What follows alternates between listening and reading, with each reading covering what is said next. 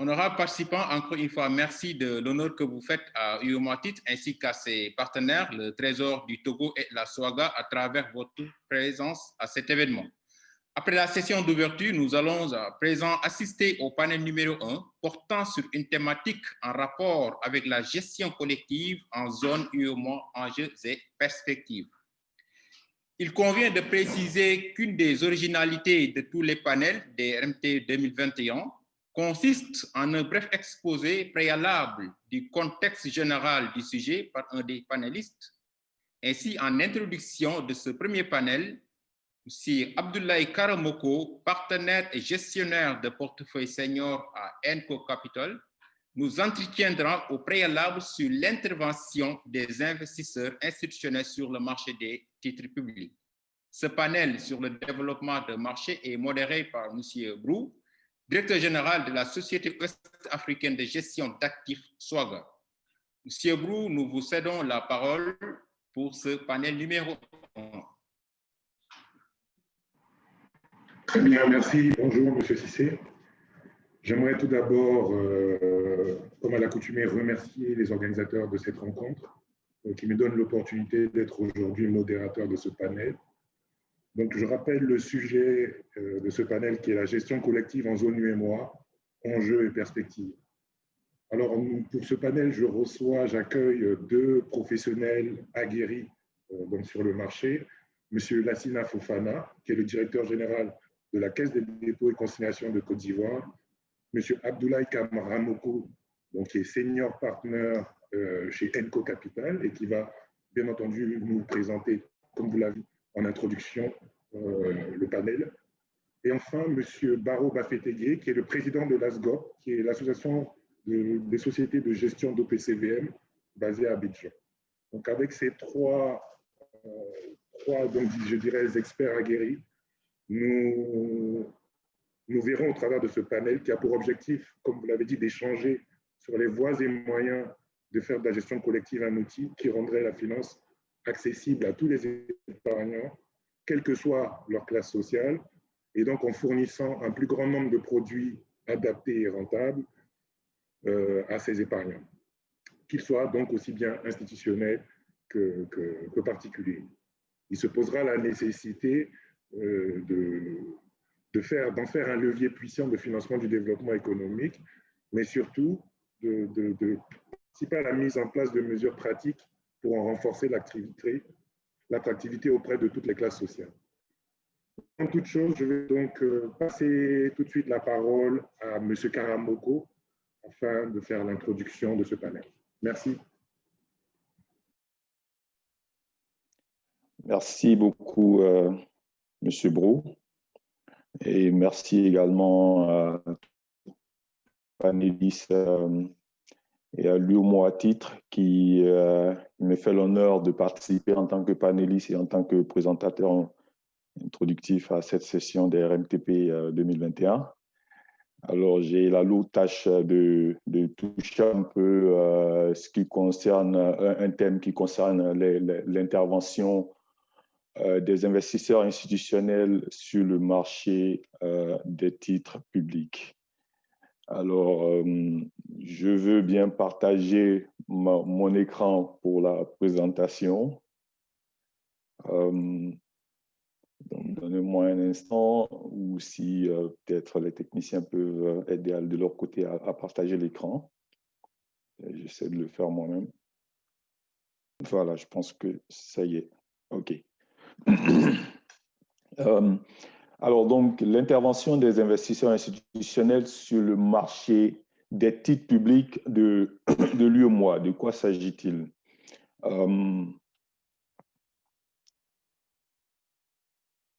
Donc, on regarde un peu la structure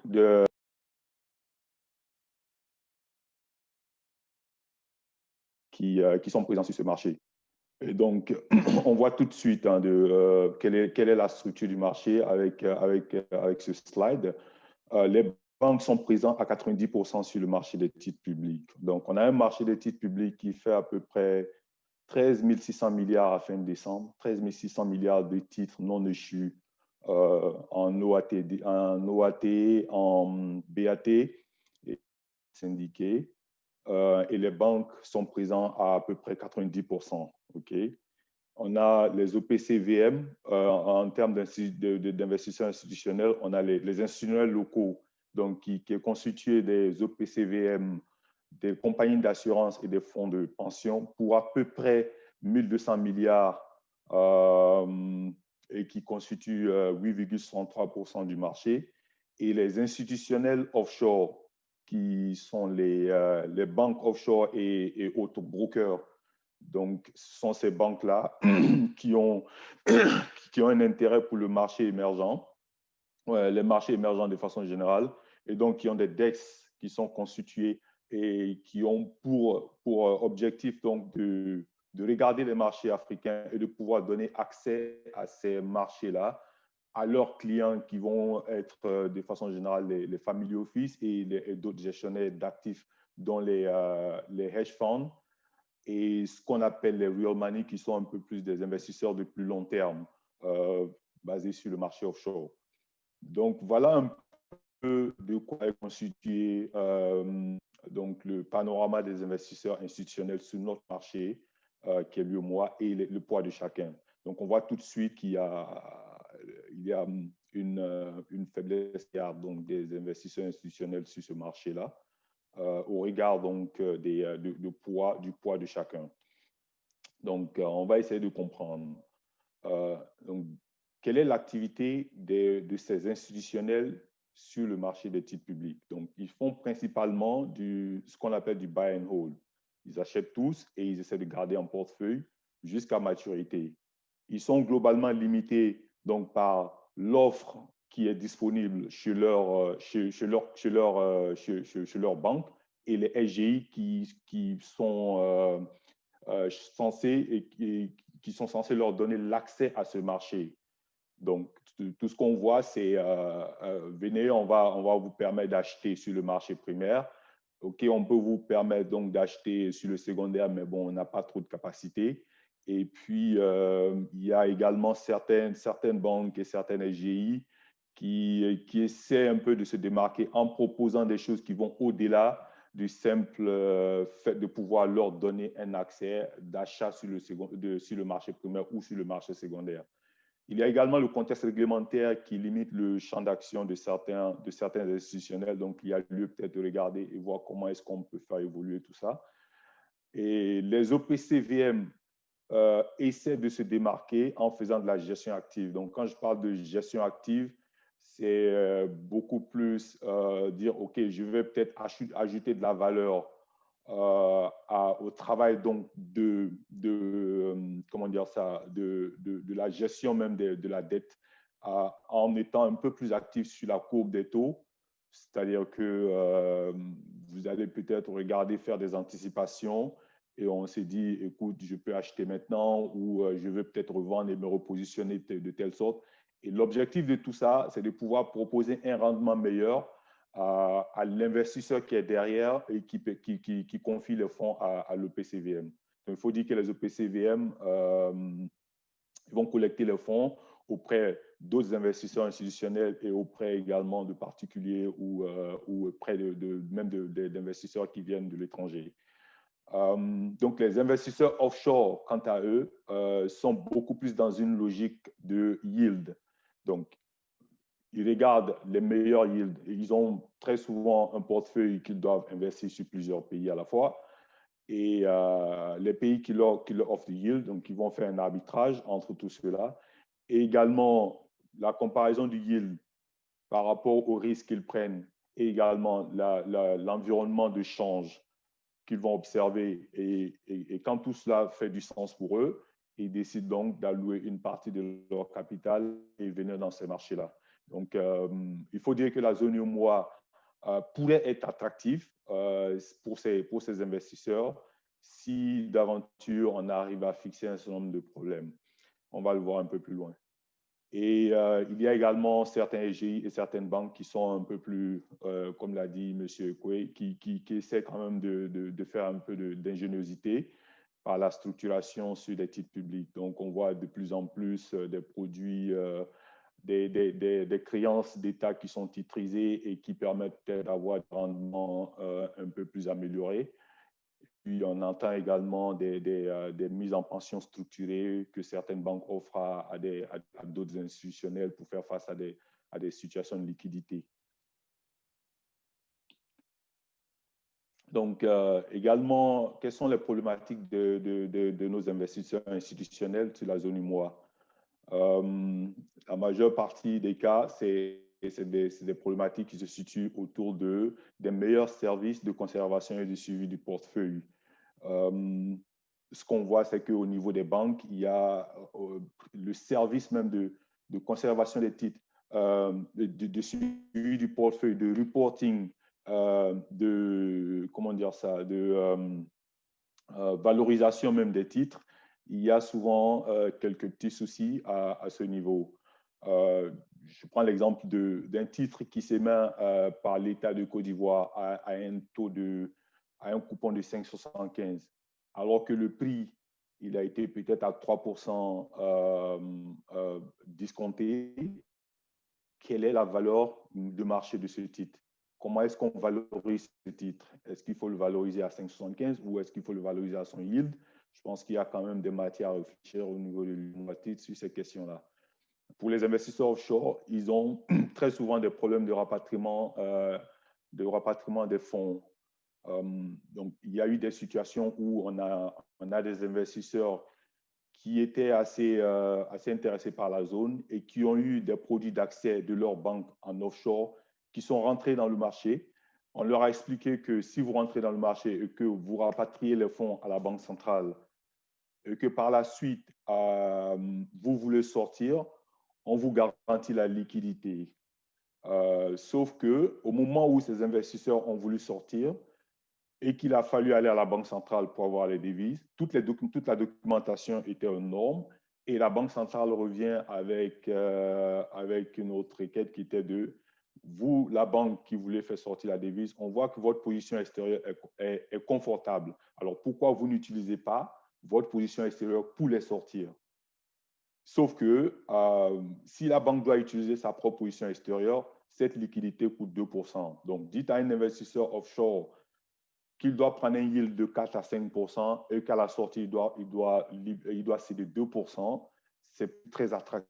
Donc, il y a des questions à ce niveau à régler. L'accès à l'information. Donc, je pense que l'accès à l'information aussi est un problème que les investisseurs de façon générale ont. Et je pense que l'UMOA en est conscient également. À ce sujet, il y a, par exemple, la plateforme ou le benchmark de dissémination de l'information que le FMI a mis en place. Et il y a pas mal de pays africains qui l'utilisent et qui permet quand même de maintenir les investisseurs. Il y a un sujet qui est très important, qui est la transparence du marché. Alors, on voit qu'il y a de choses qui sont faites sur le marché en ce moment, surtout avec l'avenue de l'UMOA.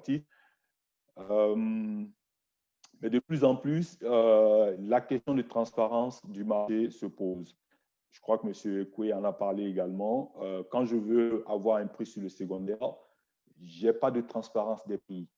Vous voyez un peu. Quand je veux, comment dire ça, quand je suis en train de faire une opération avec un broker et que par derrière, j'ai l'opération qui est annulée le jour où ça doit se dénouer et qu'une autre banque m'appelle pour me proposer la même opération avec 2 cents de plus sur le prix, il y a des questions à se poser. Donc, la transparence du marché, avec l'évolution qu'on est en train d'observer, je pense qu'il faut qu'on travaille sur la transparence du marché et surtout l'intégrité du marché. Donc, la question de la liquidité du marché secondaire, c'est une question qui est sur les lèvres de tout le monde. Et je pense que là aussi, il y a beaucoup à faire. Je ne vais pas m'attarder sur cette question parce qu'on sait plus ou moins ce qu'il y a à faire à ce niveau pour assurer la liquidité, mais on va revenir un peu plus loin.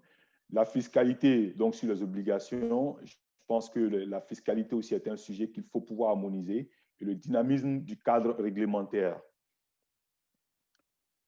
Donc, comme piste de réflexion pour l'avenir, j'ai regardé un peu les détentions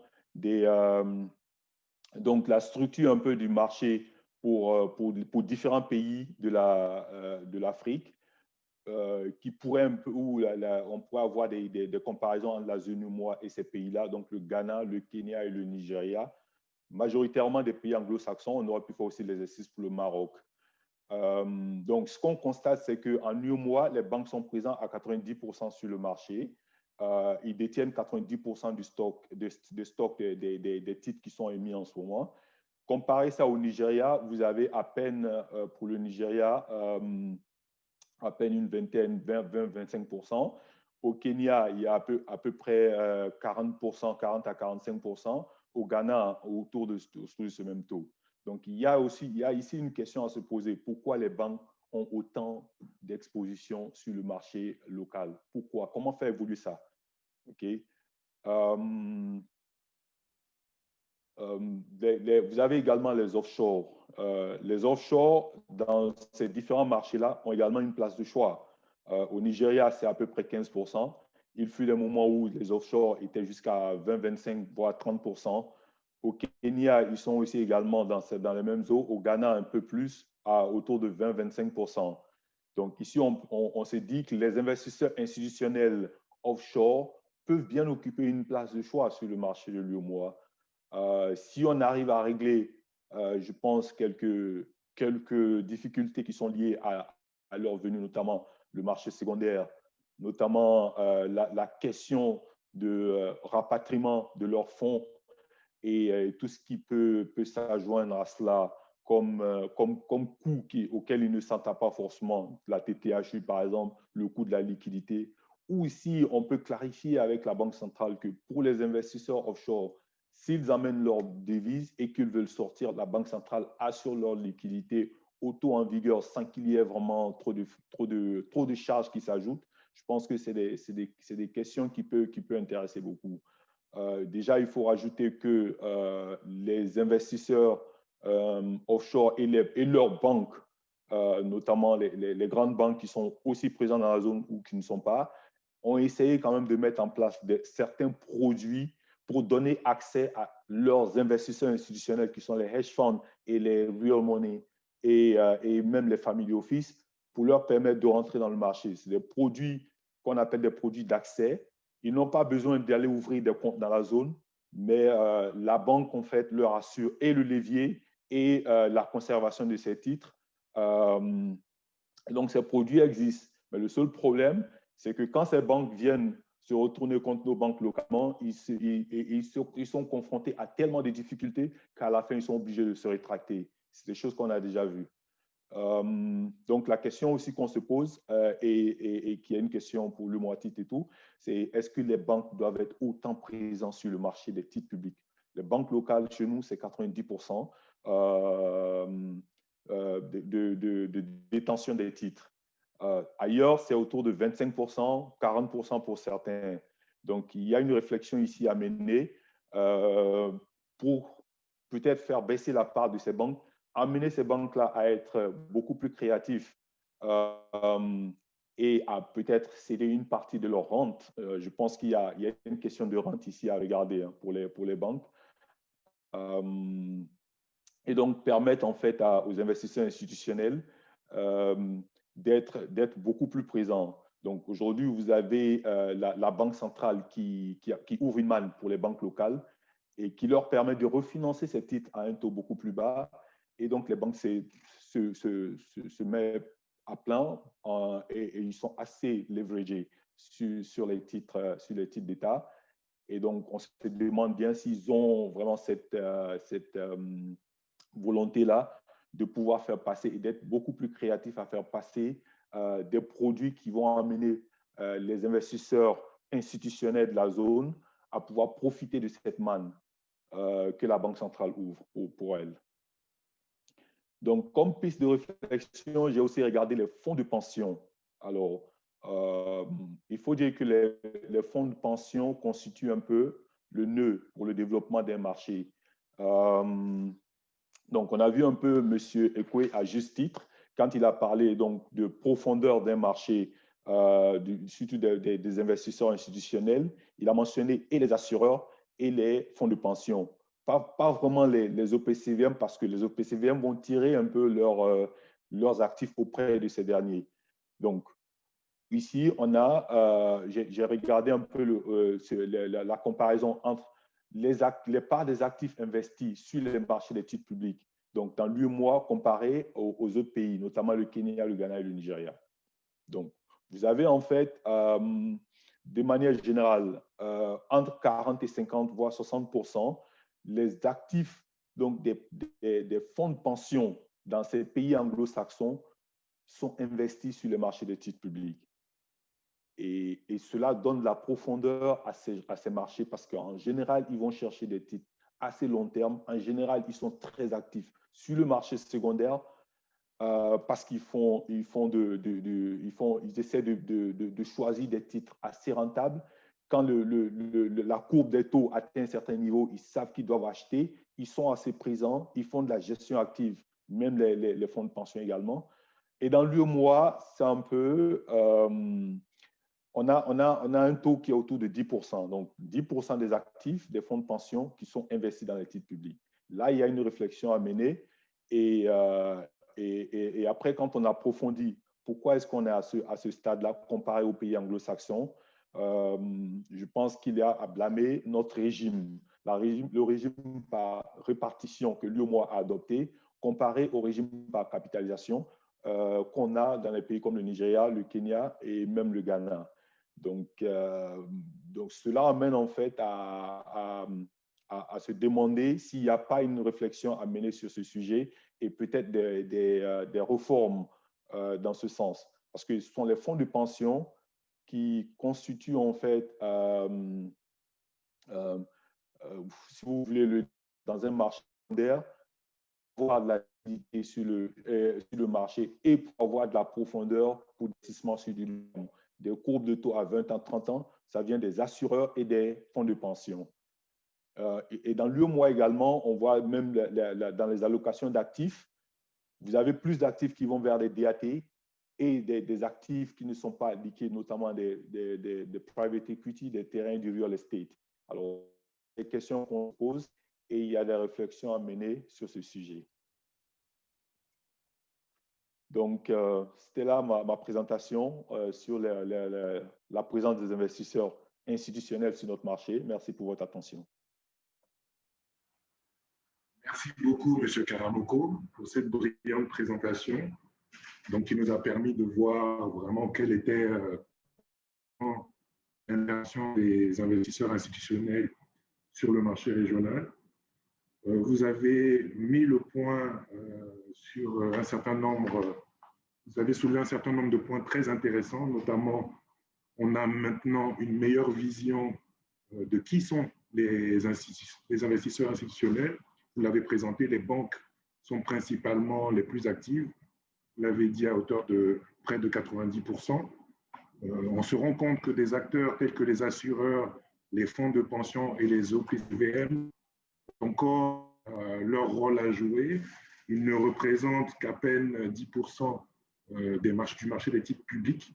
Et là, vous avez fait ressortir cette problématique-là au niveau des investisseurs institutionnels, donc notamment les problèmes opérationnels liés à la conservation des titres, les problèmes de liquidité et d'accès à l'information, mais aussi les mesures réglementaires concernant la fiscalité. Vous avez ouvert des pistes de réflexion que je trouve véritablement très intéressantes et je pense qu'au sein de ce panel, nous avons, comme je le disais tout à l'heure, des experts qui vont nous permettre de creuser point par point certaines pistes que vous avez déjà présentées.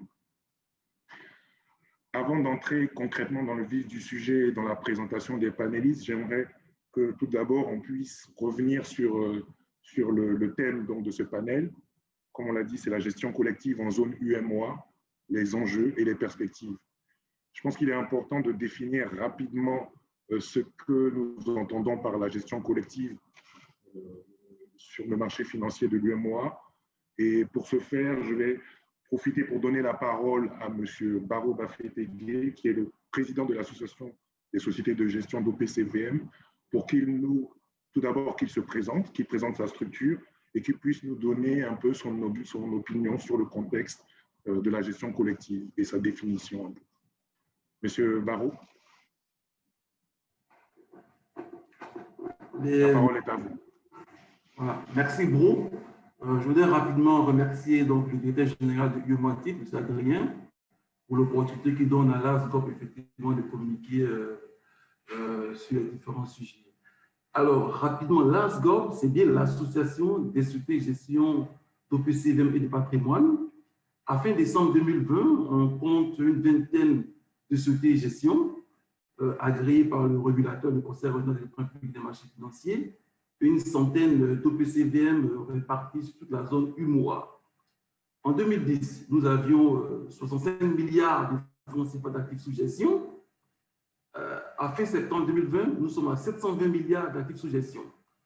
Donc, les actifs ont été multipliés par 11 sur 10 ans. C'est très bien, mais nous allons encore faire mieux. Alors, l'offre OPCVM part du FCP obligataire ou FCP action, en passant par les différents FCP diversifiés. Ce qui nous permet d'apporter une solution d'investissement à l'investisseur en fonction de son aversion au risque et de son horizon de placement sur des supports innovants qui allient rentabilité, liquidité, sécurité. Alors, rapidement, les missions de l'ASGOP 1, c'est assurer donc la réponse des intérêts économiques, financiers et moraux des membres. 2, informer et assister les différents adhérents. 3, animer la réflexion et la gestion collective. Et 4, contribuer à la promotion et au rayonnement de la gestion collective. Donc, notre présence à ce panel justement justifie ce point 4. Alors, ce que je voulais dire et noter, c'est que les titres proposés par les différentes sociétés de gestion sont extrêmement accessibles. On a des parts de 500 francs CFA, 1000 francs, 10 000 francs, 1 million de francs CFA. Et donc, les parts sont vraiment accessibles à tous. On a des FCP grand public et également des FCP dédiés.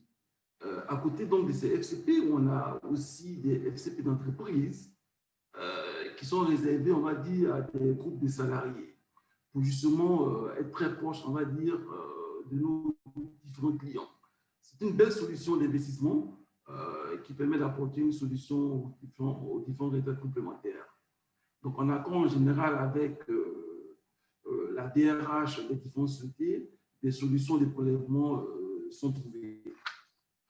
Alors, donc, d'entrée de jeu, voilà ce que je peux dire en présentant l'ASGOP, ses missions, les différents produits, assez brièvement. Je pense qu'avec les échanges qu'on aura, on pourra échanger sur d'autres points.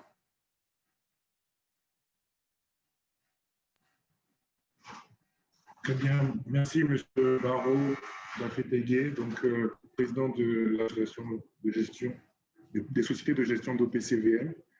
J'aimerais juste, avant que vous passiez la parole au prochain panéliste, est-ce que vous pourriez nous donner clairement quelle est, en introduction de ce panel, la définition de la gestion collective, de telle sorte que tout le monde puisse comprendre de quoi on parle dans ce panel. Merci. Ah, ok, d'accord. Alors, je crois entendre par gestion collective en général, on parle des OPCVM, des organismes de placement collectif en valeur mobilière. En général, on a deux principaux points. On a les FCP, les fonds communs de placement, et les SICAV, donc les soutiens d'investissement à capital variable. Alors, un FCP, c'est ce qu'on a de plus en plus dans notre marché. On n'a que deux SICAV, la SICAV de BOAD et celle d'Atijari. Donc, on a essentiellement des FCP. Alors, un FCP, je pense que le président de la BOAD en a beaucoup parlé. Et FCP, en réalité, c'est un panier de titres qu'on achète. Il est soit un FCP action, où on n'aura que des actions à l'intérieur. Il peut être un FCP diversifié, donc on aura effectivement un mélange entre des actions et des obligations, également la liquidité DLT. On peut également avoir un FCP qui soit uniquement obligataire. Et là encore, on peut avoir deux blocs. On peut avoir des FCP obligataires long terme, avec des titres à l'intérieur de maturité résiduelle au moins de 2 ans. Et puis, on peut avoir des FCP obligataires court terme, avec des titres de maturité inférieurs à 2 ans.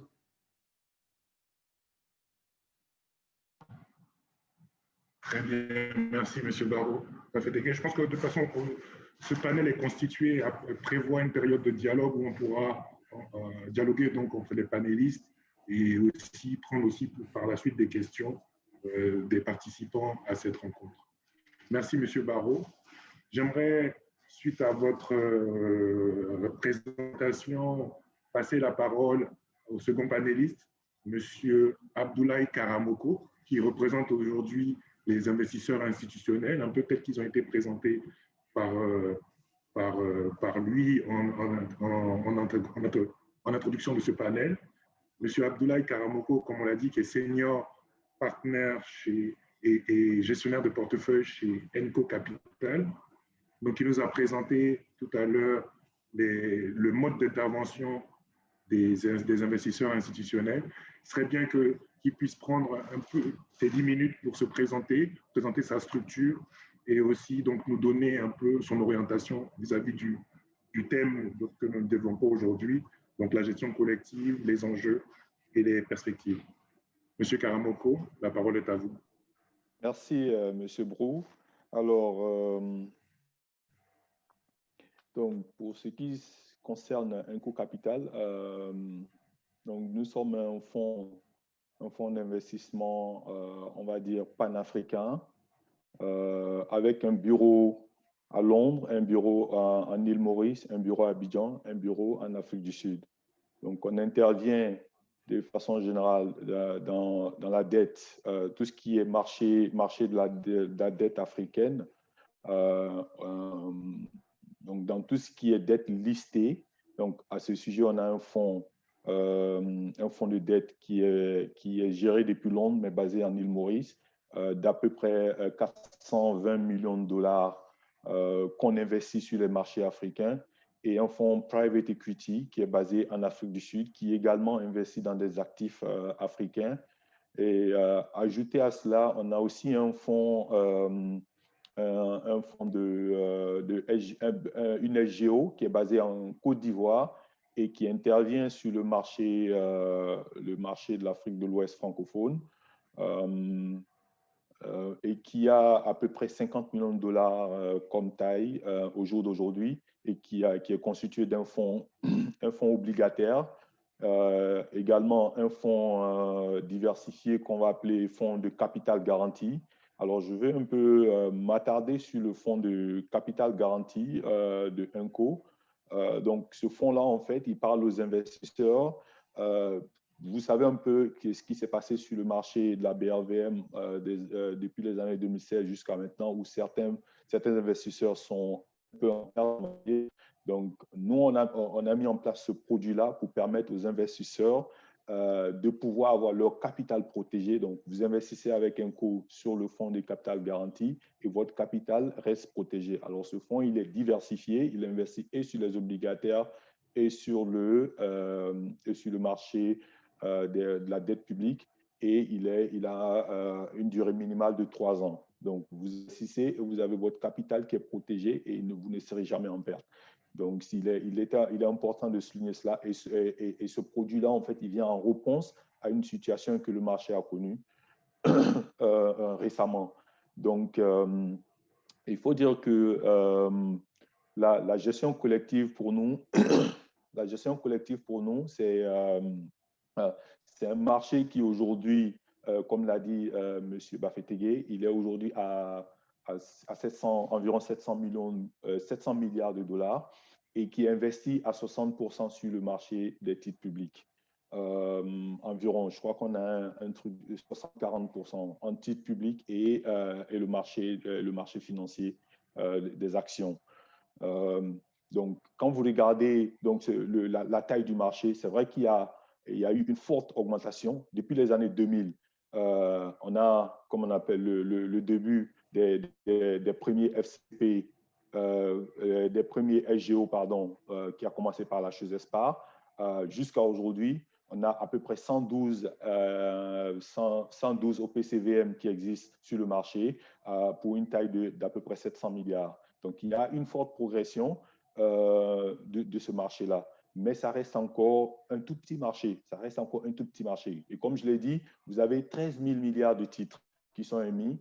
Il n'y a que environ 400 milliards qui soient investis sur ces titres-là par les OPCVM. Okay? Donc, il y a encore beaucoup à faire au niveau de la gestion collective. Donc, beaucoup de travaux à faire par les OPCVM pour attirer encore davantage d'investisseurs et sur le marché local Donc, il faut amener les assureurs à faire confiance aux OPCVM parce qu'on peut leur apporter de l'alpha. Il faut amener les fonds de pension à faire confiance aux OPCVM parce qu'on peut mieux gérer leurs fonds que peut-être les DAT ou même des actifs qui ne sont pas très liquides sur lesquels ils ont de la préférence. Donc, il y a tous ces travaux à faire et il faut aussi amener les particuliers à faire confiance aux FCPI. Donc, entre aller déposer leur argent dans une banque et venir déposer leur argent dans une FCPI, il faut peut-être amener le citoyen à comprendre que son salut est avec l'FCPI, pas avec un dépôt dans une banque. Donc, il y a beaucoup de travaux à faire à ce niveau et donc, dans le panel, on va peut-être en développer davantage. Merci. Bon, très bien, merci Monsieur Karamoko. Effectivement, comme vous l'avez dit, je pense que c'est une très bonne transition pour présenter notre prochain panéliste, qui est Monsieur Lassina Fofana, directeur général de la Caisse des dépôts et consignations de la Côte d'Ivoire, donc qui est donc l'investisseur institutionnel de référence, comme vous l'avez dit. Il faut amener les investisseurs à investir. La gestion collective répond-elle aux attentes de ces investisseurs? Et donc, c'est la parole à M. Fofana, non seulement déjà se présenter sa structure et nous donner son point de vue donc, sur le contexte et sur le thème. Monsieur Fofana, la parole est à vous. Bien, merci, merci M. Jean-François Abou. Voilà, je suis très heureux de prendre part à ce panel, notamment en tant que représentant de la Caisse de dépôt et consignation de Côte d'Ivoire. C'est beaucoup de nous dire que nous sommes un institutionnel de référence. Nous venons juste de naître. Donc, c'est pour ça que nous sommes là aujourd'hui, pour d'abord nous faire connaître et puis aussi connaître un peu tous les acteurs de ce marché pour que nous puissions effectivement jouer aussi notre rôle d'investisseur financier. Donc, la Caisse des dépôts et consignations de Côte d'Ivoire, bon, c'est un établissement public qui est donc créé en 2018, mais qui est rentré véritablement en activité en 2019. C'est un établissement public qui est doté de la personnalité morale. Donc, elle a une personnalité juridique différente, distincte donc, de l'État.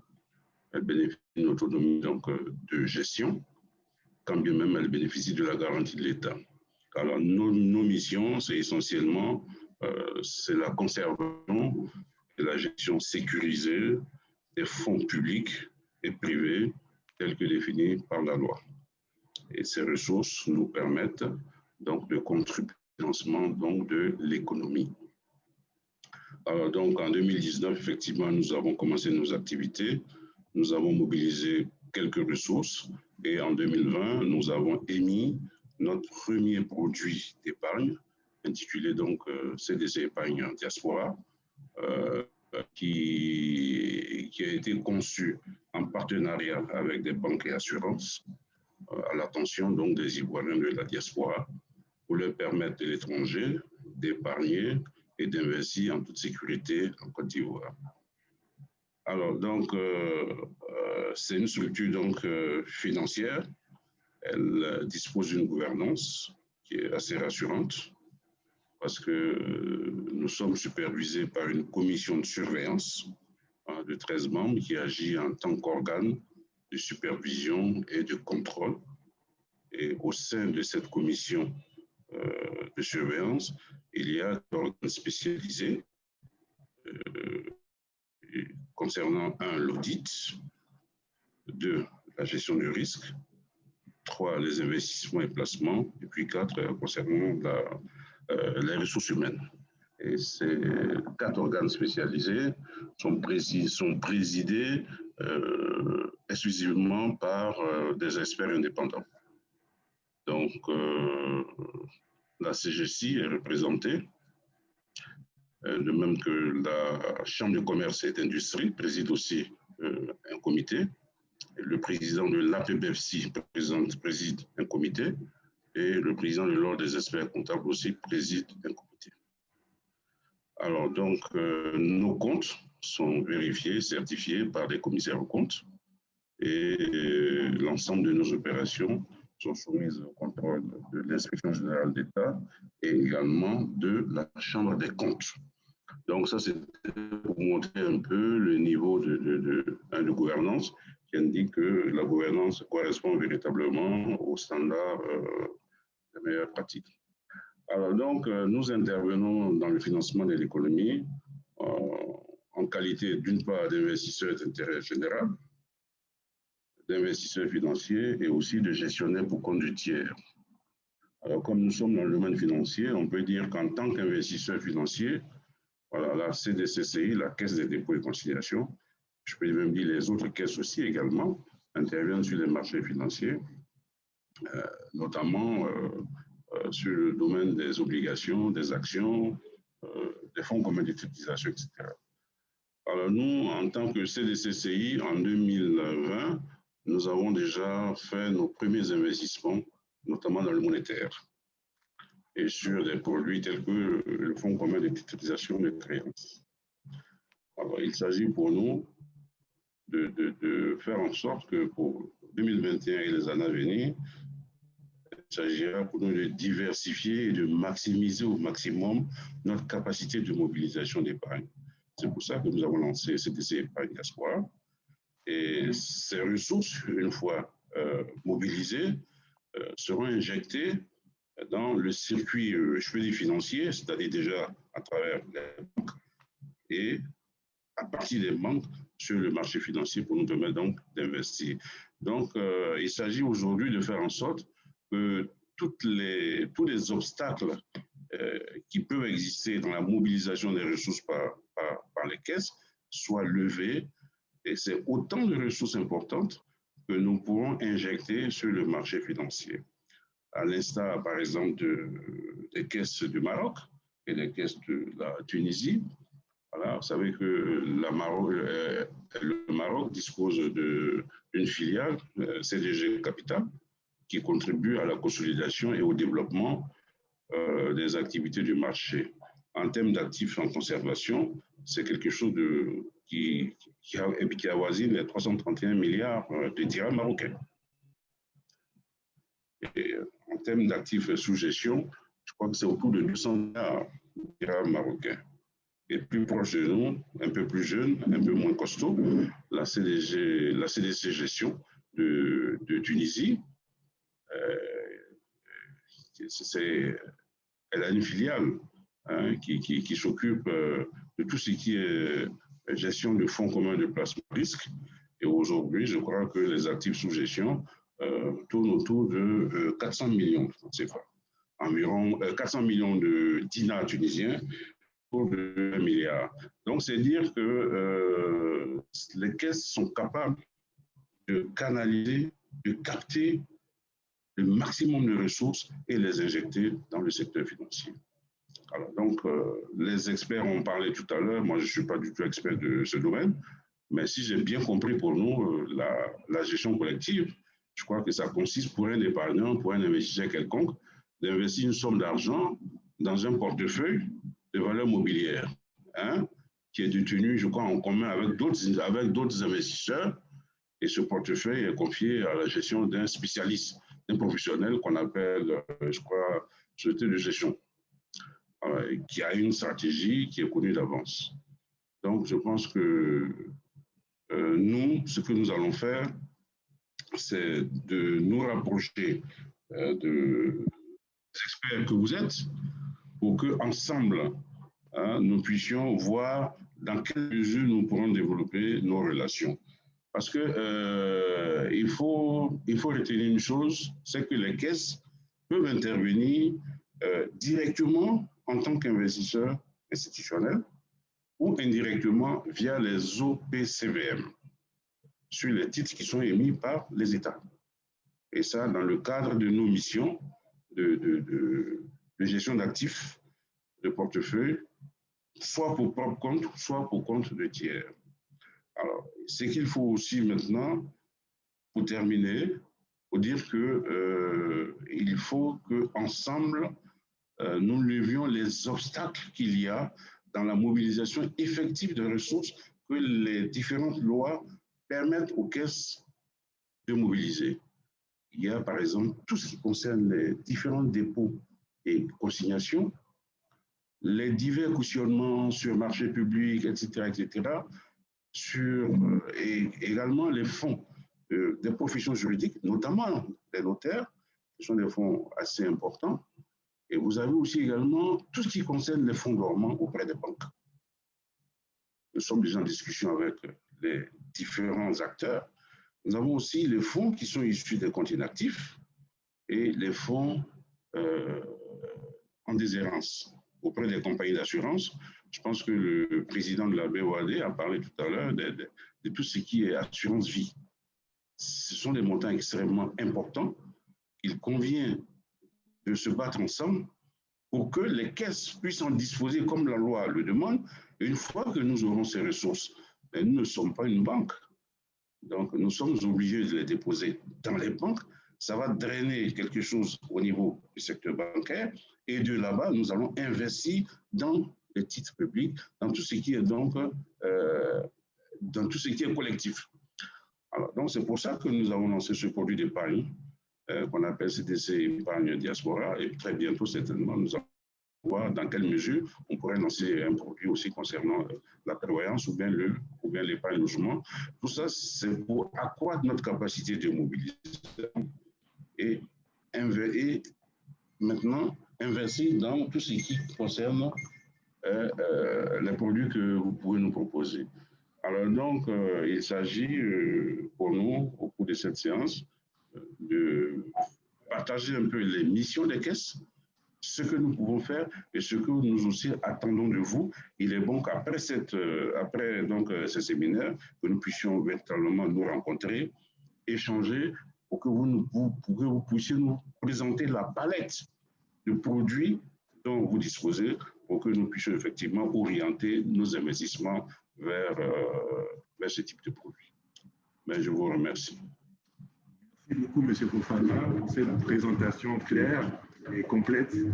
Je pense que vous avez touché du doigt une des questions qui nous réunit autour de ce panel, une des questions fondamentales qui sont véritablement quelles sont les mesures, notamment réglementaires, pour faire migrer l'épargne, donc justement vers des produits bancaires traditionnels, vers les produits financiers de la gestion collective. Donc je pense que c'est une très belle transition vers ce dialogue pour lequel nous avons, je crois, rapidement une quinzaine de minutes pour échanger entre panélistes sur ces points-là. Donc, cette toute première question mérite d'avoir un peu plus d'éclairage. J'aimerais, si vous le permettez, passer la parole à M. Baro Bafetegui de l'Association des sociétés de gestion d'OPCVM pour qu'il puisse donner déjà son avis sur cette question. Quelles sont les mesures concrètes, réglementaires, pour faire migrer l'épargne vers les produits financiers de la gestion collective? Monsieur Baro, la parole est à vous.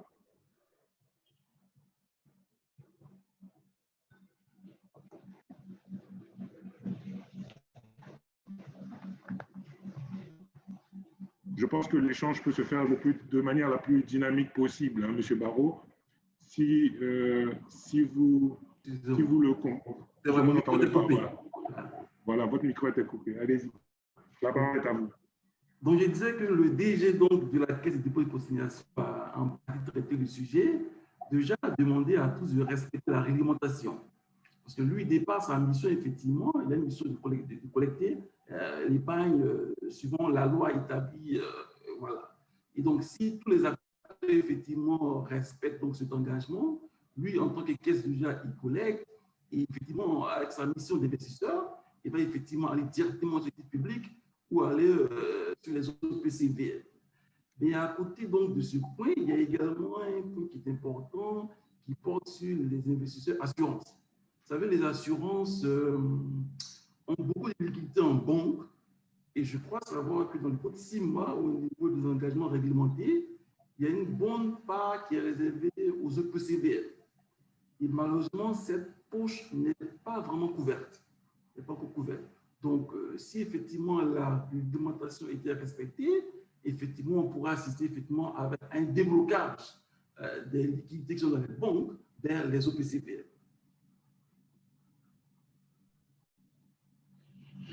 Monsieur Karamoko, est-ce que vous aimeriez ajouter quelque chose? Vous aviez mentionné aussi certaines mesures de type fiscal, d'accès à l'information, de suivi de la liquidité. Est-ce que vous pourriez en profiter pour donner un peu plus de détails sur ces points-là? Et en effet, donc, pour ce qui concerne ces investisseurs institutionnels, donc l'un des points clés qui est essentiel dans leur prise de décision comment dire ça, à confier l'épargne à des spécialistes pour investir, c'est de pouvoir générer un rendement qui soit supérieur à peut-être ce qu'ils auront si ils vont peut-être déposer l'argent dans une banque ou peut-être même investir sur d'autres instruments qui ne soient pas liquides. Donc, à ce sujet-là, je pense que M. Lassina Fofana a été on ne peut plus clair sur cette question. Ils auront de l'argent à mettre, ils auront des décisions à prendre sur l'allocation de ces actifs. Donc, les OPCVM, ce serait donc à nous de bien expliquer notre stratégie, donc de bien expliquer également le marché, pourquoi est-ce qu'on est en tant qu'OPCVM, pourquoi nous sommes la solution à leur décision d'investir et d'avoir des rendements meilleurs. Donc, les questions donc comment dire ça, les questions opérationnelles, et c'est toujours avec les banques, les mêmes banques qui nous donnent l'accès au marché, nous les EPCVM, ces mêmes banques-là, ils sont les conservateurs de nos titres. À ce niveau, on a besoin qu'ils soient beaucoup plus transparents, ils soient beaucoup plus professionnels dans la gestion donc, des aspects opérationnels, et on a besoin que les banques soient aussi beaucoup plus créatifs quand il s'agit de proposer des produits à ces OPCVM-là, et c'est tout ça qui va contribuer à développer le marché. Ce qu'on constate, c'est que, et je suis désolé de le dire, c'est que les banques sont vraiment assises sur une rente qui consiste donc à récupérer toutes ces liquidités-là, donc des assureurs et même des épargnants individuels, et les positionner ils financent l'économie. Il ne faut pas se le fond, mais aussi acheter des titres et s'asseoir sur le rendement. Donc, il y a ici une marge d'intermédiation qui est quand même assez importante et que les banques ne souhaiteront pas céder pour le monde. Et c'est pour cela qu'on a 90% des banques, des titres qui sont détenus par les banques. Petite histoire avec un DG de banque de la place. Il s'est agi pour eux de faire du marketing auprès de leurs clients, des fonds de gestion, des fonds de leur filiale de gestion. Et il y a eu tellement de fonds qui sont sortis du bilan de la banque vers ces fonds-là que ça a suscité une discussion au sein du comité de direction pour dire, écoutez, arrêtez votre histoire parce que voilà, vous mettez notre bilan à risque. Donc, c'est un peu ce genre de problématique qui existe et il faut le dire, ça va susciter des débats et il faut que ça évolue. Merci, M. Karamoko. J'aimerais en profiter parce que là, vous touchez du doigt une question qui est posée d'ailleurs par l'un des participants. Je vous la donne. Quelles sont les conséquences de la prépondérance des banques sur le marché des titres à court, moyen et long terme, sur le financement des économies? Donc, je pense que justement, vous étiez justement en train d'évoquer ce point. Donc, je profite pour vous proposer cette question qui est donc posée par un participant. Qu'est-ce que vous en pensez? Quelles sont les conséquences de la prépondérance des banques? Écoutez, la prépondérance des banques, il faut dire que je l'ai fait. On a la prépondérance des banques, vous voyez un peu. C'est justement parce que les banques ont intérêt à être assez prépondérantes sur le marché en ce moment parce que ça leur génère des PNB assez importants. Vous voyez, ça leur génère des PNB assez importants. Ils ont intérêt à être prépondérants. Donc, quand ils restent prépondérants, il faut se dire, aujourd'hui, les titres publics représentent 25% du bilan des banques aujourd'hui. Donc, quand on regarde un peu la proportion, leur bilan, ils investissent un peu plus de 20 à 25% sur les titres publics. Donc, ça veut dire qu'il y a de la marge pour investir et pour financer l'économie. Cette proportion de 25%, il faut bien le financer par l'épargne. Okay? Donc, quelle est l'épargne qui leur permet de financer cette proportion-là? C'est ce qu'on a dit, c'est encore les mêmes assureurs. Et ces assureurs-là qui doivent être présents sur le MTP pour créer de la liquidité et pour créer de la profondeur. Donc, aujourd'hui, les États veulent les mettre jusqu'à 20, 30 ans. Qui sont ceux-là qui sont capables de créer ces points-là de la courbe de taux? M. Koué l'a dit. C'est les assureurs, c'est l'épargne longue. Les banques elles-mêmes, la BCEAO leur interdit de faire enfin, pas leur interdit, mais ils ont des ratios de transformation. Donc, les banques ne peuvent pas détenir des actifs à 30 ans. C'est les assureurs qui peuvent, au travers même des OPCVM, investir. Mais quand on dépose ces actifs-là auprès des banques, c'est sûr que sur le marché donc, des MTP, on aura du mal à aller au-delà de 10 ans. Parce que les banques, leur transformation est limitée, en fait. Et même s'ils doivent faire leur transformation avec les titres publics, comment est-ce qu'ils vont financer les corporates sur le long terme, puisqu'ils l'ont mis sur les titres publics à long terme et ils ont déjà consommé leur transformation. Voyez, donc, une prépondérance des banques sur le marché, ça va limiter en fait la capacité de financement de l'économie. Ça, c'est mon point de vue. Et donc, il faut amener... Il y a un amener... deuxième participant qui nous pose une question. Cette dominance des banques sur le marché des titres publics ne constitue-t-elle pas un risque pour la stabilité du marché financier de l'UEMOA? Je ne sais pas si les autres panélistes veulent aussi intervenir sur cette dominance des banques et si cela constitue un risque de stabilité pour le marché financier. Bon, je ne sais pas vraiment un risque sur la stabilité du marché des titres publics, mais ce que je peux dire par rapport à ça, à la dominance des banques des titres publics, je pense qu'elles font probablement un arbitrage.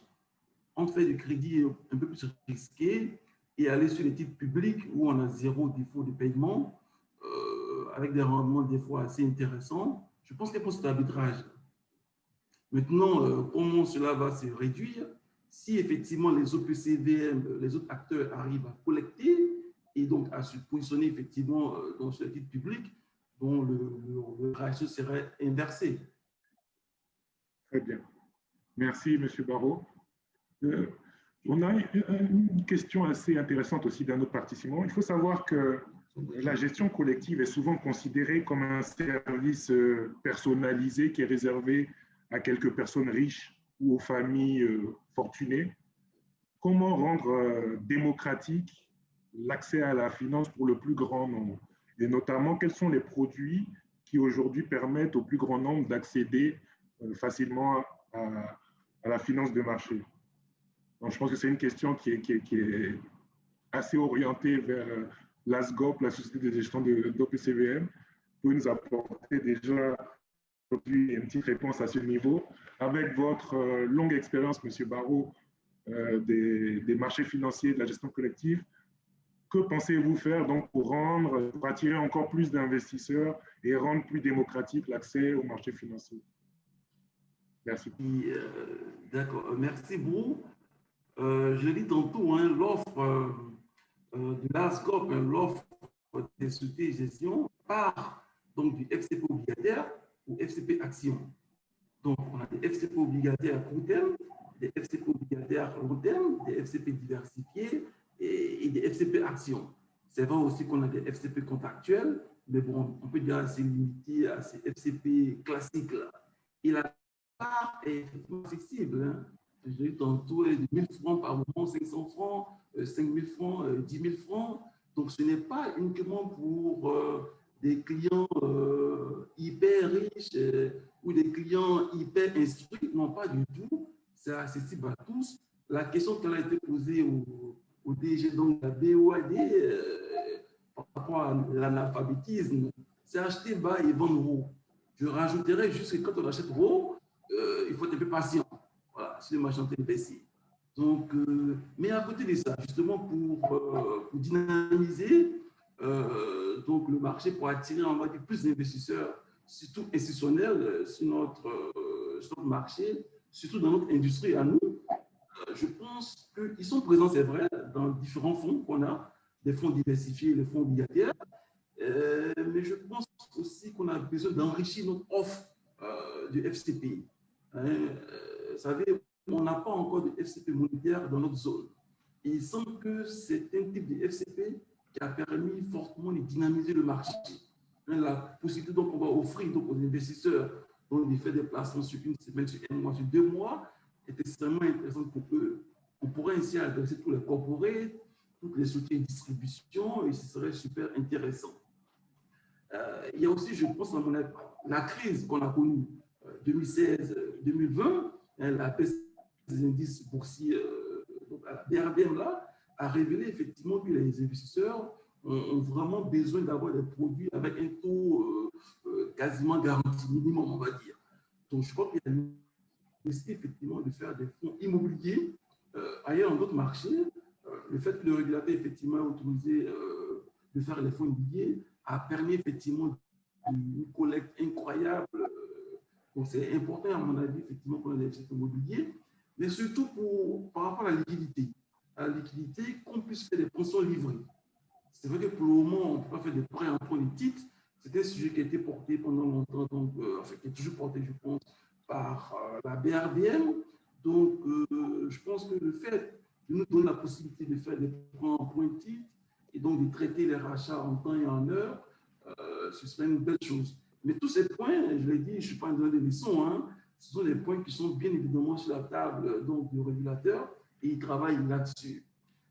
Il y a un point également pour attirer encore plus d'investisseurs, il concerne la fiscalité. Vous savez, on a une directive UEMOA titre, enfin UEMOA, on va dire, donc qui exonore certaines opérations financières, notamment sur les souscriptions, les rachats et même les frais de gestion.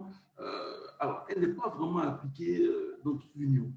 Donc, le fait de payer cette taxe-là, alors que normalement, on devait être exonéré, c'est de la performance en moins donc, pour nos clients. Il est clair que tant qu'on va servir de la performance assez intéressante et honorable à nos clients, ils vont venir. Donc, voilà, à mon avis, quelques pistes de réflexion. Hein. Comme je l'ai dit tantôt, je ne suis pas dans l'ordre, on ne va pas rester à dire il faut. Donc, mais c'est des sujets, à mon avis, qui méritent réflexion. Bien. Merci, M. Varro.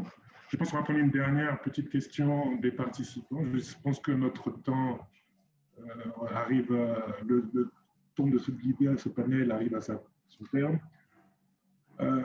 Alors, comment nos États peuvent-ils faire accompagner nos populations à accéder au marché financier à travers un programme d'éducation boursière? Je ne sais pas si c'est une question à qui… Alors, je voudrais effectivement répondre. C'est vrai qu'il y a un panel aux petits porteurs, mais déjà, c'est vrai, je voulais féliciter la BRBM pour le travail qu'il fait.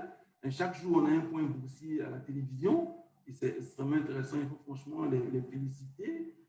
Ils ont l'application BRBM sur les smartphones, donc qui nous permet effectivement de consulter les cours des titres et des transactions au cours de la journée. C'est très bien.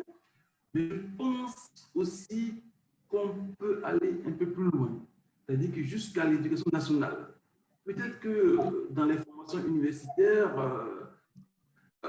avant la fin des formations des futurs on essaie d'intégrer un programme de formation sur les marchés financiers. C'est quoi une action, une obligation, un FCP, pourquoi investir encore, je dis, je ne suis pas dans les leçons, c'est vraiment de la réflexion à mener et ça peut être une bonne piste de réflexion. Si on se met dans la tête qu'il faut construire, donc on pourra effectivement avoir un écosystème plus large dans les années à venir. Monsieur Karamoko, est-ce que vous aviez quelque chose à ajouter à ce point fait par Monsieur Varro? Oui, en effet, il faut dire que la question de la culture financière, donc dans la mobilisation de l'épargne pour ce qui est des OPCVM est assez importante. Il y a qu'à voir un peu, je dis, dans la culture anglo-saxonne et chez les francophones.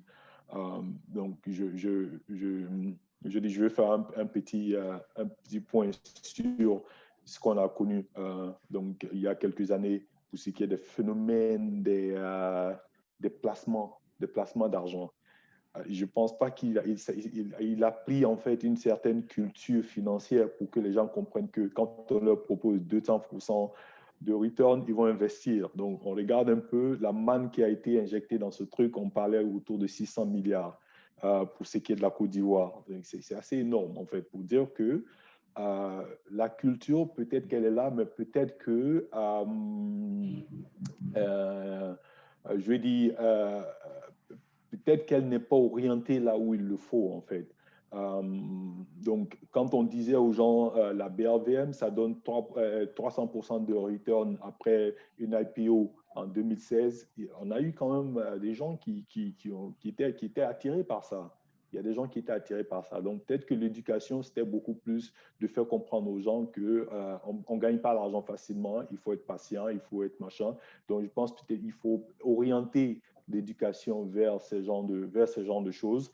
Et puis, en plus, pour moi, pour l'épargnant individuel ou l'épargnant lambda, il faut leur rendre facile, en fait, l'accès à ces OPCVM. Aujourd'hui, quand je vois mon père ou ma mère, quand elle a l'argent, c'est plus facile pour elle de se rendre dans une banque. Les banques sont là, vous voyez un peu. Mais par contre, ce qui n'est pas là, c'est que les banques qui ont des sociétés de gestion ne sont pas présents à la réception pour expliquer à ma mère que au lieu de mettre ton argent sur un compte d'épargne, il faut le mettre dans ce FCP, ça va yielder beaucoup plus. Donc, vous voyez, ces banques ont des canaux de distribution beaucoup plus importants, mais ne feront pas le travail d'information à l'accueil. Donc, je pense qu'à ce niveau, au niveau des OPCVM, on a peut-être un travail à faire pour pouvoir mieux informer et être mieux présent et rendre beaucoup plus facile l'accès à l'épargne auprès des OPCVM. Donc, ça, c'est une piste à regarder. Mais l'information ou la culture, c'est aussi important, mais peut-être qu'il est orienté peut-être plus vers l'explication aux gens qu'il n'y a pas d'argent facile. On ne peut pas faire 200% en une semaine ou à 6 mois, ce n'est pas possible. Mais par contre, quand vous voyez quelqu'un, même en informel, commencer à faire ce genre de marketing, tout le monde est intéressé par ça. Vous voyez, donc il y a un travail à faire à ce niveau. Merci, M. Karamoko. En termes d'accessibilité, justement, de ces produits OPCVM, etc., nous avons une question d'un participant concernant les montants minimaux pour la souscription à ce type de produit. Donc, vous avez parlé des OPCVM. Donc, vous avez dit qu'il y a aujourd'hui sur le marché plus de 110 OPCVM. Quel est le montant minimal moyen pour accéder à un OPCVM pour un particulier, quelqu'un qui n'a pas forcément d'énormes ressources? Quel est le prix moyen d'une part d'OPCVM? Pour répondre à cette question, je vous laisse la parole, monsieur le panéliste. Monsieur Barreau Bafetegué. Oui, alors donc, effectivement, on a une centaine d'OPCVM. Et sur certains fonds, le minimum pour prendre un ticket, c'est une part. Donc, imagine la part fait 5 000 francs, 10 000 francs. Avec ce montant, effectivement, vous êtes détenteur, d'être porteur de ce fonds-là. Sur d'autres fonds, ça peut être 500 000 francs, 1 million de francs CFA, 25 millions. Mais en tout cas, on a des fonds où, effectivement, pour une part qui coûte 1 000 francs ou 500 francs, on devient porteur des parts. Est-ce que vous pouvez donner une idée du prix moyen, en fait, sur le marché de l'UMOA, le prix moyen pour accéder? C'est-à-dire, de combien un épargnant doit-il disposer pour pouvoir épargner via un OPCVM, en moyenne? Alors, sur, par exemple, les fonds que moi je gère au niveau de Atlantic Asset Management, les minimums qu'on recommande aux clients, c'est 500 000 francs CFA. Voilà. Mais sur d'autres fonds, 500 000 francs CFA, et la valeur de la part en moyenne est entre 5 000 et 10 000 francs CFA. 5 000 et 10 000 francs. Donc, ça veut dire qu'aujourd'hui, un épargnant avec 5 000 francs ou 10 000 francs, à partir de 5 000 francs, peut commencer à épargner au travers d'un OPCVM. Exactement. 5 000 francs. Une autre question aussi, est-ce qu'il y a des durées minimales obligatoires de placement? Si oui, quelles sont-elles en moyenne? Alors, EFCP, il a des caractéristiques. En général, une durée minimum qui est conseillée. Suivant qu'il soit un fonds obligataire, court terme, long terme, diversifié ou action, donc il y a une durée minimum qui est conseillée. Vous convenez avec moi que sur un fonds action, on va conseiller au moins 5, 6, 7 ans, au moins à l'épargnant. Parce qu'effectivement, il peut entrer une année après, la dette peut être très basse et ça peut être un peu compliqué. Par contre, sur un fonds FCP obligataire court terme, la durée minimum peut être de, on va dire, 1 année. Un fonds obligataire long terme, on va dire durée minimum 2-3 ans. Un fonds diversifié, on se 3-4 ans. Mais après, ce n'est pas une obligation ferme. Le client, il a investi effectivement, mais s'il a donné son argent, effectivement, il va émettre un ordre de rachat et on a le droit, on a l'obligation, hein, on a l'obligation de le traiter. D'accord. Donc, en fonction, ce qu'il faut retenir, c'est qu'en fonction de l'OPCVM qui est choisi par l'épargnant, il y a une durée minimale à appliquer, à respecter pour bénéficier donc des rendements les plus intéressants sur cette OPCVM. C'est bien ça? Exactement. Bien. Merci, M. Barreau. M. Karamoko, M. Fofana, si vous avez aussi... Oui, tout à fait. Non, je voulais des juste... remarques à faire, c'est-à-dire, à votre avis et du côté du point de vue d'un investisseur institutionnel, oui. Aujourd'hui, en quoi les OPCVM peut être intéressant, en quoi il peut être intéressant pour un investisseur institutionnel de passer par un OPCVM plutôt que d'aller en direct sur les titres? Bon, tout ce que je peux dire, c'est que, bon, en tant qu'agent économique d'abord, bon, on connaît déjà les banques. Maintenant, en tant qu'investisseur, bon, on sait ce qu'on peut avoir avec une banque, on sait ce qu'on peut avoir aussi dans les OPCVM. Alors, je pense que c'est très intéressant, les produits qui sont commercialisés là, mais il y a quand même, il faut le dire, une méconnaissance des OPCVM. Il y a une méconnaissance pour la majorité des épargnants et même pour les investisseurs institutionnels que nous sommes. Je donne un exemple. Agence UMO à titre, concernant les émissions annuelles, chaque année, il y a un calendrier d'émissions qui est émis à l'agence UMO à titre. On sait que le Niger, la Côte d'Ivoire, le Bénin, ils vont émettre sur le premier trimestre tel type d'obligation, tel type, etc., etc., etc. Donc, l'investisseur, il a déjà une cartographie des investissements. En fait, lui, il sait déjà ce qu'il faut faire. Je ne dis pas peut-être de faire la même chose, mais il va falloir y réfléchir. Pour voir les investisseurs que nous sommes, cette année ou pour le premier trimestre ou alors pour le premier semestre, voici les produits qui pourraient être développés. En tout cas, il faut que nous soyons informés. Ça nous permet de planifier nos actions, de planifier notre trésorerie, ça nous permet de planifier nos interventions. Sinon, cette méconnaissance-là, il y a un problème d'information. Parce que là, et puis un matin, on vous dit, bon, demain, il y a un FTC qui sort. Bon, écoutez, moi, je n'avais pas prévu ça. Ouais, donc, il y a ça. Et puis, deuxièmement, les canaux de distribution même de ces OPC-là. Bon, ce n'est pas très connu. Bon, souvent, les banques même le font. Alors que les banques, quelqu'un a donné une anecdote tout à l'heure sur le bilan donc, des banques. Donc, ouais, elle peut pas être à la fois vendeur disons, d'OPC. Alors, il faut que les gens réfléchissent. Nous avons les mobile money, nous avons dans les sous-préfectures, dans les villages, mais ce qu'on peut faire, etc., etc., etc. Donc, je pense qu'il y a quand même ce côté-là. Il faut donc vulgariser vraiment les OPC auprès, donc, avoir des canaux de distribution. Je dis en guillemets comme Canal Horizon le fait. Hein? C'est une plaisanterie pour dire qu'il faut que les gens soient en bordure de route, il faut que les gens soient visibles. Ensuite, il faut accroître la formation même des gestionnaires, disons, des fonds. Pour que quand vous allez à une banque, quel partenariat faire avec les banques, pour que quand vous allez déposer de l'argent, vous dites, mais écoutez, en plus du DAT, mais vous avez ça, vous avez ça, vous avez ça, vous avez ça. Mais quand on va à la banque, quand vous allez déposer votre argent, mais écoutez, c'est directement en DAT. Alors qu'il n'y a pas que les DAT. Alors, comment faire pour capter, hein, disons, l'épargnant à l'entrée même déjà de la banque ou à l'entrée donc, le digital, quelle réflexion on peut faire pour accélérer quand on sait que aujourd'hui, c'est quelque chose qui est incontournable. Alors donc, vraiment, véritablement, en tant qu'investisseur institutionnel, ces produits ne sont pas très connus et on ne connaît pas toujours le rendement et on n'a pas une cartographie de ce qu'on pourrait faire. On ne peut pas anticiper, disons, les actions. Donc, voilà un peu quelques observations comme ça que je suis en train de faire. Je vous remercie. Merci beaucoup, M. Fofana. Je pense que ce n'est pas tombé dans les oreilles de sourds. Je pense que M. Karamoko a bien écouté les réponses que vous avez pu donner, M. Barrot aussi. J'aimerais en profiter pour de leur donner la parole pour qu'ils puissent un peu se défendre. Je dirais, aujourd'hui, quels sont les canaux de distribution qui sont utilisés pour la gestion collective?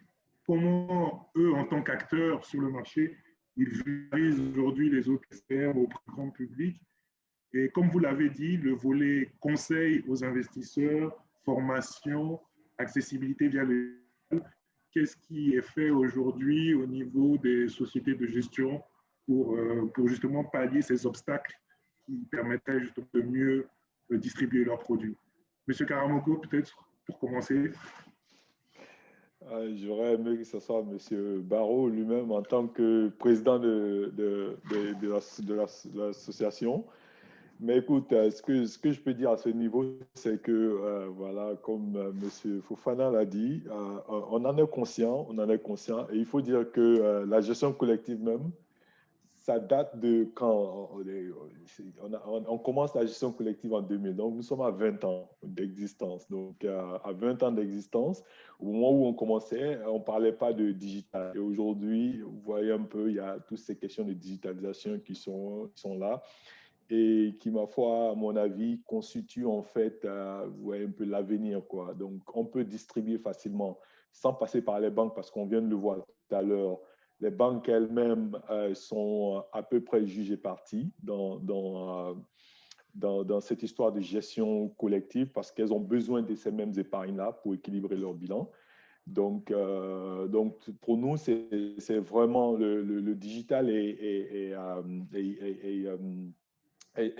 bienvenue dans ce monde. Donc, en fait, à travers le digital, on peut avoir accès à un grand nombre de personnes, donc sans passer par le canal des banques et sans être amené à faire des investissements massifs pour dire qu'il faut être présent. Donc, tout le monde aujourd'hui est sur Facebook, tout le monde est sur les réseaux sociaux et tout cela constitue pour nous des canaux de distribution.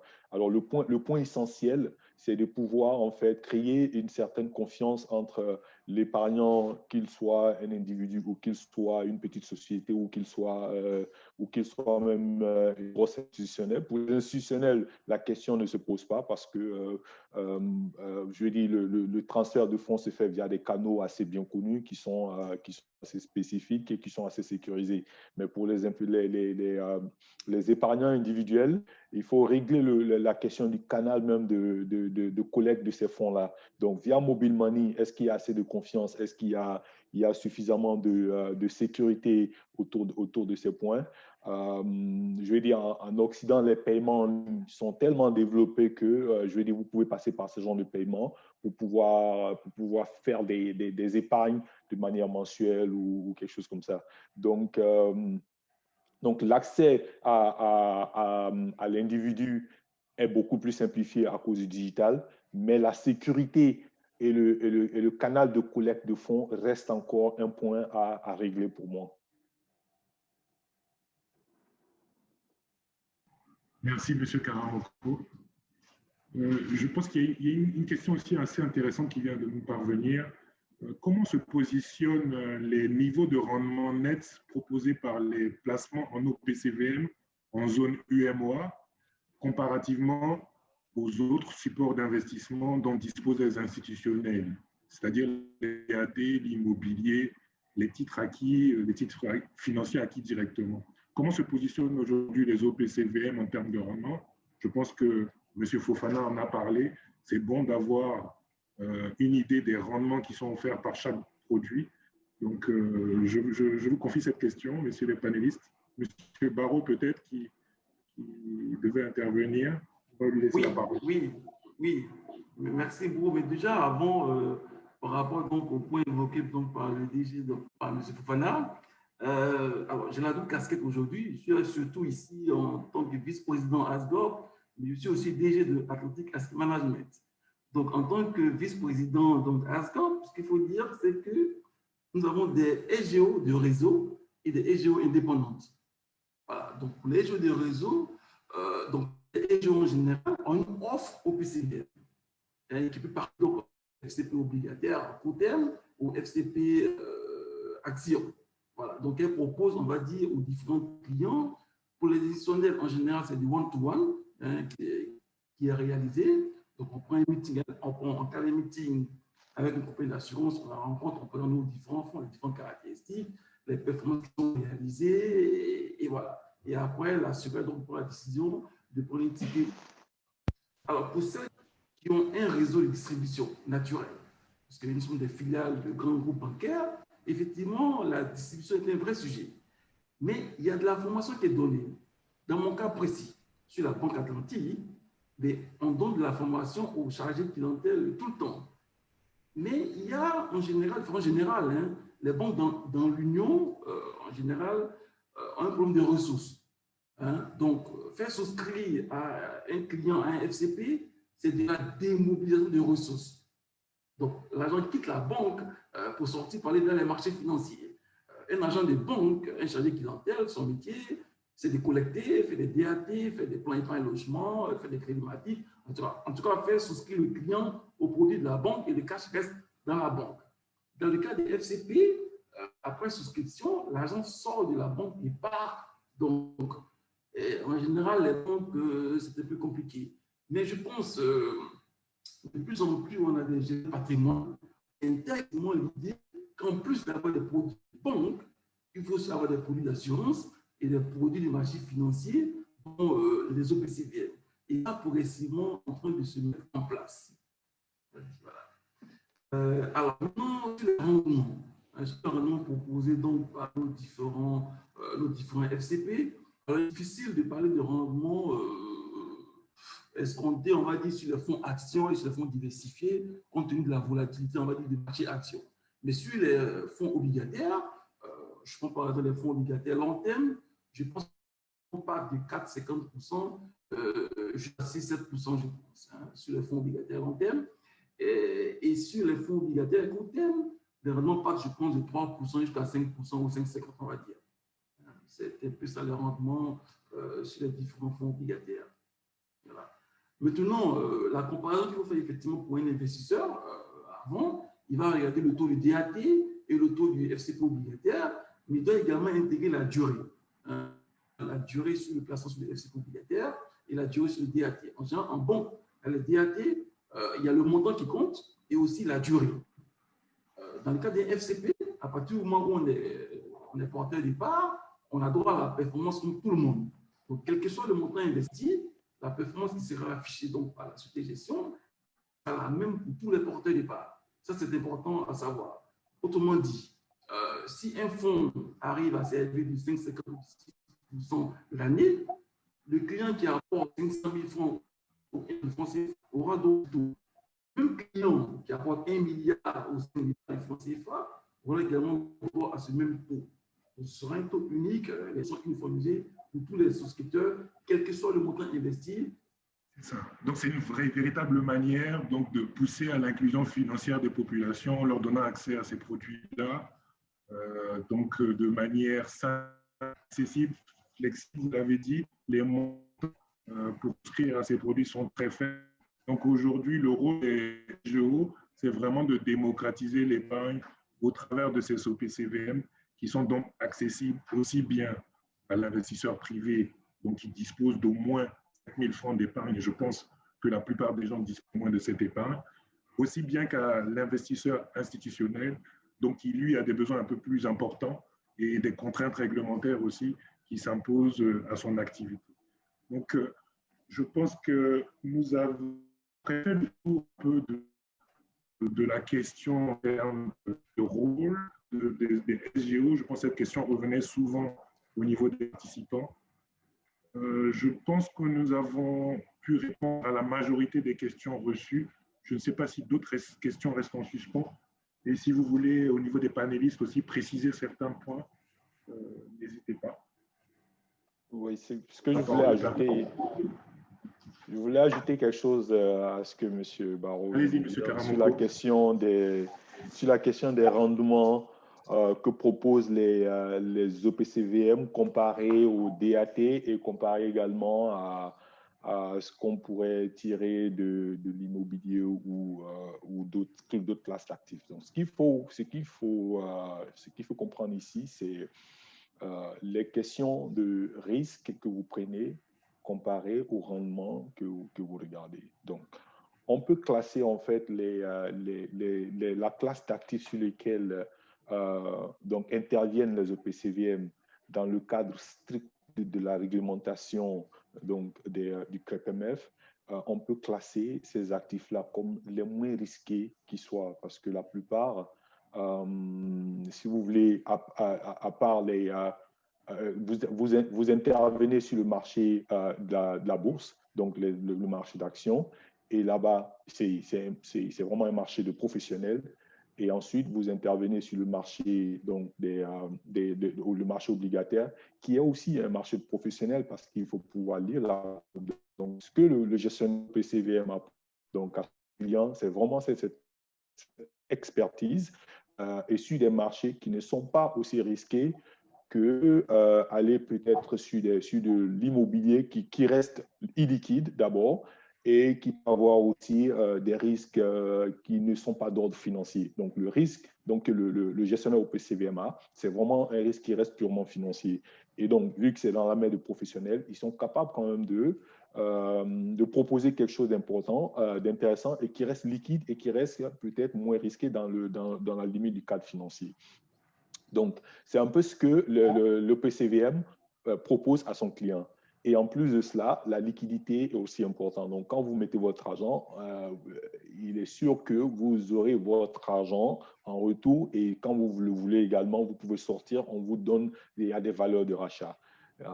Donc, ce qu'il y a à faire au niveau des OPCVM pour montrer leur performance, c'est vraiment d'insister sur la culture de la publication des VL.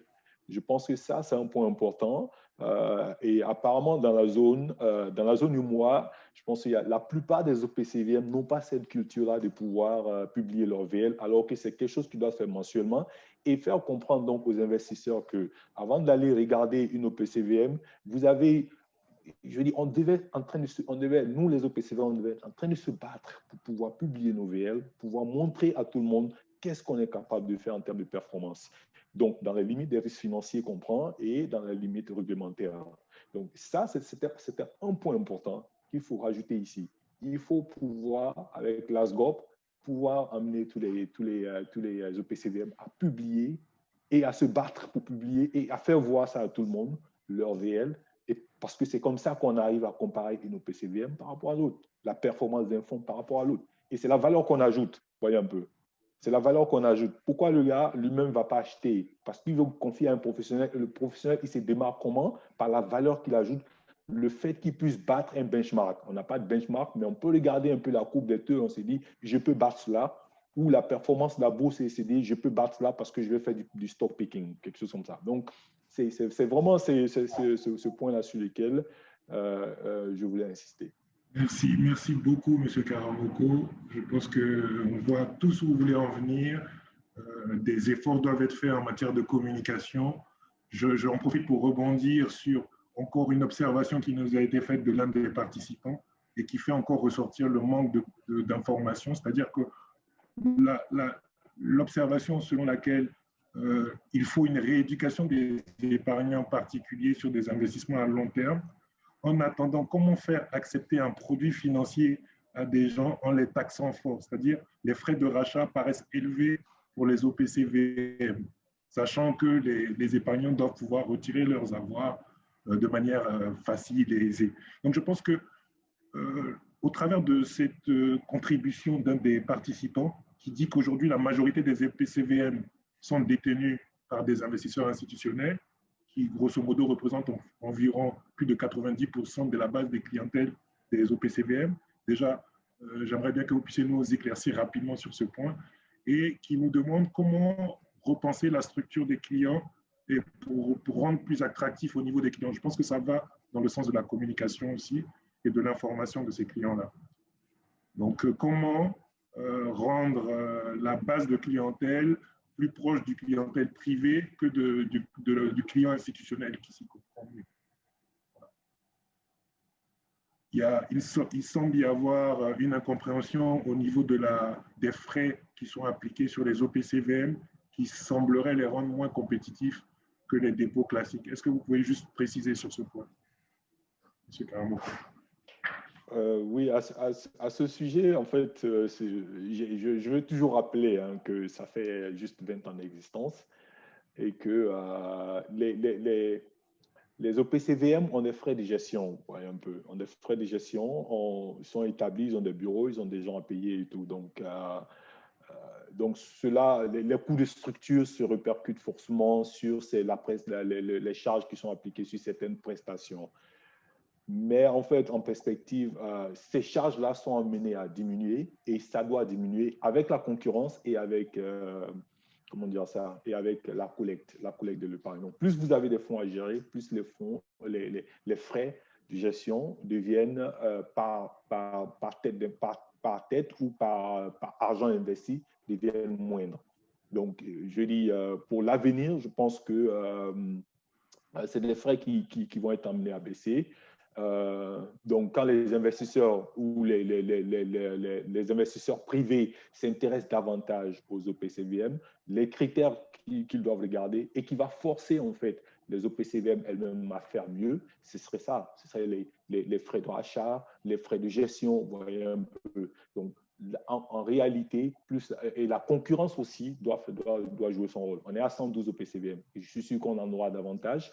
Et il aura de plus en plus d'actions marketing. Et ces actions marketing vont porter principalement sur ces aspects-là.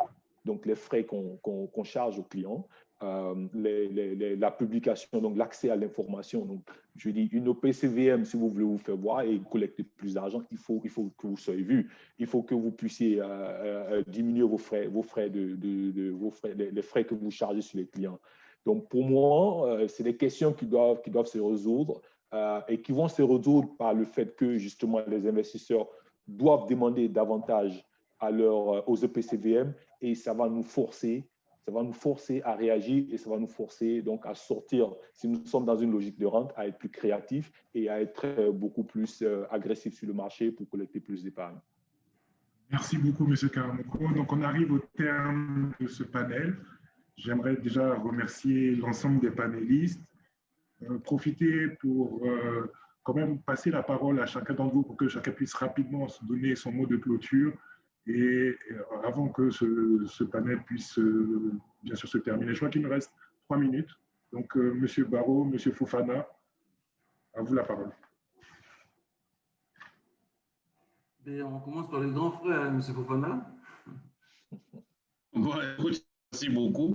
Juste remercier à l'agence sur moi titre et puis indiquer aussi aux les participants qu'il y a 5 caisses de dépôt au niveau de la zone du mois. Voilà, donc le Bénin, le Burkina, la Côte d'Ivoire, le Sénégal et le Niger.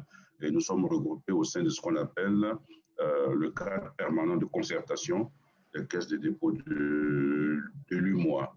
Et j'en assure donc la présidence. Et nous avons aussi le Gabon qui existe de l'autre côté. Alors, donc, ce serait intéressant que nous puissions nous retrouver, comme nous le faisons aujourd'hui avec le CAPMEF, pour pouvoir mutualiser, regarder comment travailler pour avoir des textes, je dirais, communautaires, pour que nous puissions effectivement mobiliser ces fonds et les mettre à votre disposition. Donc, nous sommes ouverts. Merci. Merci, M. Fofana. M. Barrault. Alors, je voudrais rapidement dire effectivement à celui qui a posé la question sur la tarification, vous dites juste que quand on choisit un FCP, il faut aussi regarder, on a une centaine de FCP, donc regarder au-delà de la performance, les frais qui sont appliqués, pour faire effectivement le choix donc, du FCP. Et dire aussi qu'à la Banque Atlantique, dans toutes les agences Banque Atlantique, on commercialise les FCP. Ils ont été formés pour ça, ils ont la formation reçue, ils ont bien reçu la formation, ça se vend très bien, les FCP. Et donc, au nom de l'ASGOP, franchement, remercier le DG de l'agence UMOA, M. Adrien Diouf, pour l'opportunité qu'il donne effectivement à l'ASGOP de parler donc de ces différents produits, il dit effectivement que les institutions d'investissement assez innovantes et assez intéressantes et assez rentables pour nos clients. Merci, M. Barrault. Merci à tous pour la participation à ce panel. Je pense qu'il arrive vraiment à son terme maintenant. Je repasse la parole aux organisateurs de telle sorte qu'ils puissent nous faire le point. Merci à tous. Merci. Nous remercions, messieurs les panélistes, en leur grade, rang et qualité respectifs pour leur captivante intervention au cours de cette première session portant sur les enjeux et perspectives de la gestion collective en zone UEMOA. Les échanges ont été fructueux et riches en informations. Merci également à vous, mesdames et messieurs, pour votre attention et vos brillantes contributions.